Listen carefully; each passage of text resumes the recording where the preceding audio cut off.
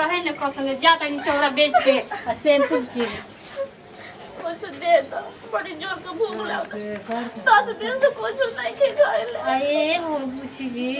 ऐसन बाऊ माने तार घर परिवार नहीं खे कोई नहीं के हमार माई मर गइल बाबू मर गइल चाचा उचा भौजाई नहीं खे घर से के दे देले बाबू ये भगवान घोर कली गागुल बतावा है सन लइकी हमार बस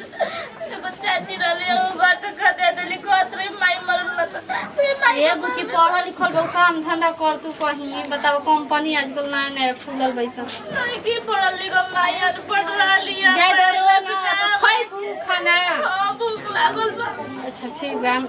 चलो लाई तारे के दे तनी का हम त बाद में ठीक है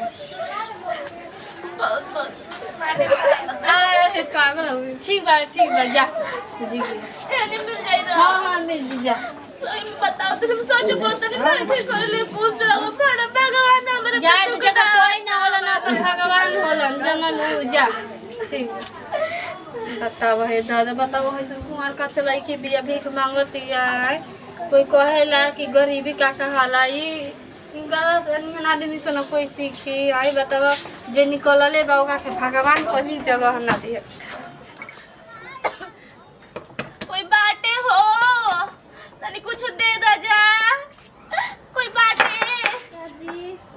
कुछ दे दा 10 दिन से खाना नहीं की खोइले रोई मत बुची जी जाता नहीं ठीक बन जाए देखो बेचारी का आज दिन खराब बा तब ना बेचारी भीख मांगता नहीं ज्यादा हम कहाँ कर सकते अरे बुचिया अरे हाँ रे ढेर मच्छर हो गल संगले में तनी कनिया दीदी अभी तनी फोन लगाओ तो वीडियो कॉल ढेर दिन हो गल बती आइला वो जलेने से फोन ना चाची करना हो ए भौजी ए चाची जो में लागत तन मेरे कुछ दे दो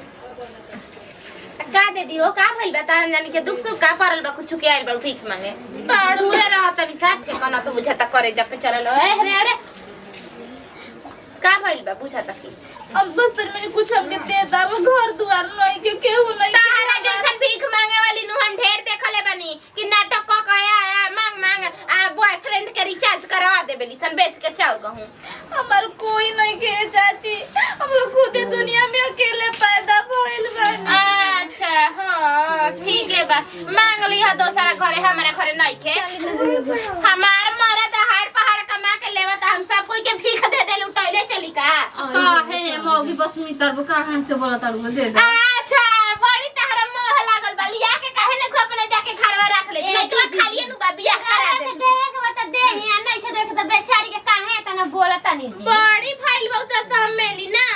देबे वाली कहता ना धनी मनी खैका लुटा जा दोसरा घरे ले जाओ ए जाओ जा द्वार पे दोसरा घरे रुआ ना ना ई लड़की के बेचारी बिया कहा तड़ू अपन लड़के के तो दिल ही बाड़ू मोबाइल तो तार का नाम का बा आई हम लड़के लड़के बतिया लिया हां हां बतिया बतिया के तोहरा के खूब सुन ले बनी तोहरा के तो कहते रहन जे खलन में धराइलु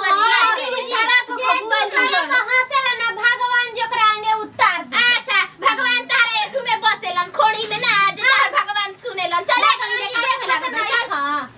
दिन दिहाड़े उल्ले के उठारी ना सबका काहे लड़त नहीं जरगल हमें के तो भगवान खुद ऐसे जा कर देले बाबा की मत रो जा अपने घरे दुआरे ठीक बा घरे खाने देख चाची भतीजे जो भी बात कुछ को अपने वो सही मिल बांट के रहा नहीं के करे वाला नहीं आ काट के और लइके बहुत उसी हो गल त भगवान हमारे ते सरकार न्याय करो नहीं बाबू नहीं खा कोई नहीं जाए जाए बताओ ये भगवान बताओ तू ऐसे ही हुआ दुश्मन के आदमी ना इस भागा आज रे बेचारी के आजकल दिन बिगड़ल बता ना ऐसे आज हम भिक्षा देवे मगर चलो दूसरा के काम तो झगड़ा नहीं नंबर 1